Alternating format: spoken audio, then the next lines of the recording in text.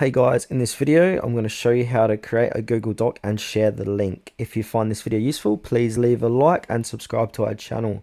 In saying that, let's just jump straight to the video, shall we? Alright, I'm going to open up a web page and I'm going to go to docs.google.com, and now from here I'm going to make sure to sign in, which I already am, and now I'm going to hit on blank document, and I'm just going to create a blank document here. I'm going to give it some text. And now yours will look a lot different than mine, obviously. So to share your Google Doc, what you want to do is find the share button, which is located on the top right hand corner here. So if I want to click on the quick sharing actions, I'm going to click onto that. And now I'm going to click on copy link. And then I can paste that link and send it via email, Facebook, whatever. Another thing you can do is click on the share button here. So it's only private, only to me. You can name this document before you send it. So I'm going to save it as how to create a Google Doc to share. And now I can add people here to share it. A different way you can do it.